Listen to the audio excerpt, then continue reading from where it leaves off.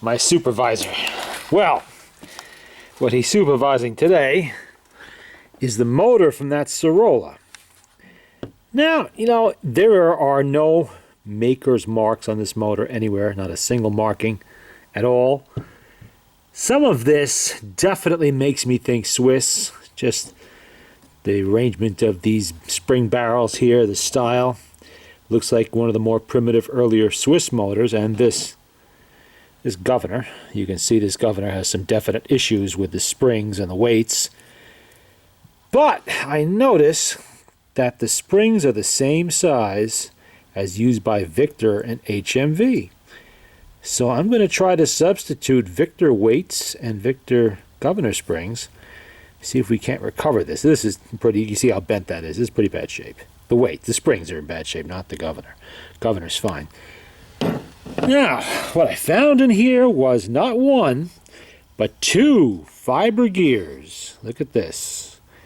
That is a fiber gear. Good shape, too. Nice teeth on there, even though this was heavily caked with grease. It doesn't seem to have hurt it much. Right there's a little bit of wear, but that's negligible. Doesn't seem to have hurt it too much. And this one, also a fiber gear. That goes on the governor, of course.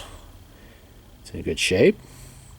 Considering this gear is the most used gear in the entire motor, it's spinning faster and longer than any of the other ones, it's in good shape. Which is good because I don't have replacements. So, I mean, this vaguely looks Heinemann, but I'm thinking this is actually a Swiss motor. This pillar and plate design is classic Swiss. Just, it looks the part. And Heinemann generally did put some markings on their motors, and they like to use cast iron. There weren't much for pillar and plate steel. This end, look, felt over here. All of this, just hallmarks of Swiss. And the springs are in good shape. They're not broken. They seem all right. And the non-return spring isn't broken. None of the gears appear to be worn. Sometimes this heavy tooth gear here, that's on your winding gear there, you see it down there, that can sometimes give you a problem if it's badly worn. I've seen them to the point where they sometimes let go. But this one's in good shape. I don't really see any wear on there at all. That one looks all right. Got a nice little brass bushing here. No ball bearings at all.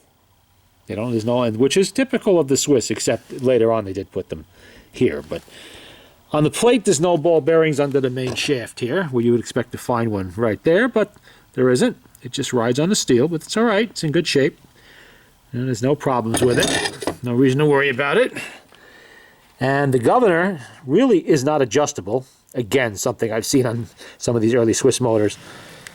It just rides in a little crate. Now this part here, the screws here, this is adjustable. You can move that up, down, sideways to adjust it so that it's lined up perfectly with the gear. That is typical Swiss, but later on they would do it here with the regular bearing, a brass bearing like the HMV did. But it was offset, it was eccentric or whatever they call it in there, so you could adjust it that way. You know, your governor would move like this, up or down, whichever way you needed it, so that this lined up perfectly with that. You wanted them perfect because the more perfect you got it, the less noise the motor made. Small, but then again, the Cirola is a small machine.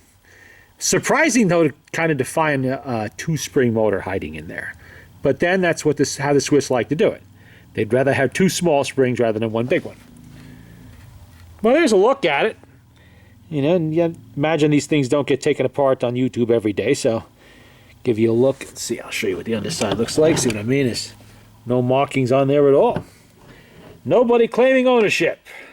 It's a secret.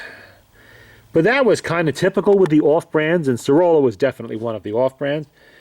One of the 400 or so manufacturers from 1900 to 1930 that put their name on some form of phonograph. Now, if you had a Victor, everything was made in-house. Edison, same thing. But the off-brands couldn't afford to do that. Sometimes the entire phonograph was pieced together in some warehouse they put up out of other people's parts, or they might have made the cabinet themselves and just ordered a motor and tone arm.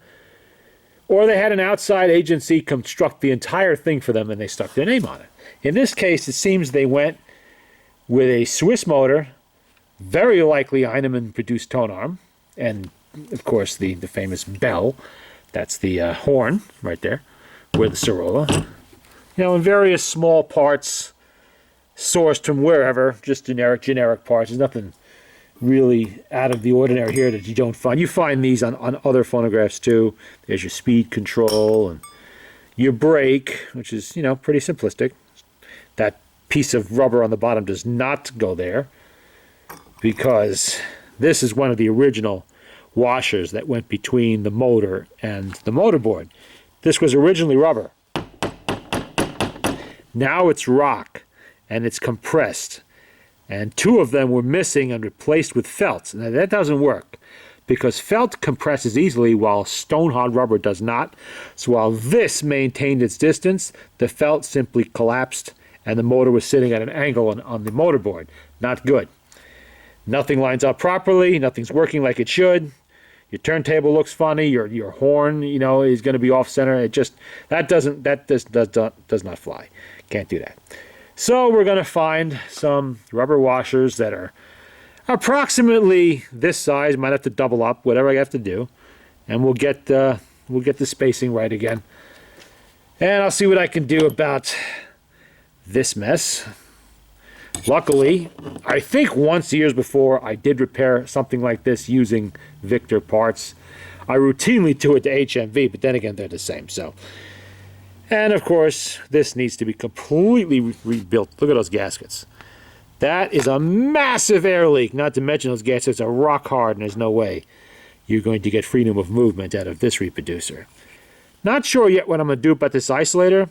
Surprisingly, it's still slightly pliable, though it is cracked. I'm going to use it for, you know, a size comparison. I'm probably going to use tire patch in there and see if I can double it up and see if I make a tight enough gasket. We'll see. I'll come up with something. I did it with the other Cirola, but that was like 10 years ago, and I don't remember what I did back then, but I'll figure it out. But there you go. A look at the insides of the Cirola phonograph motor. Very likely sourced from the Swiss.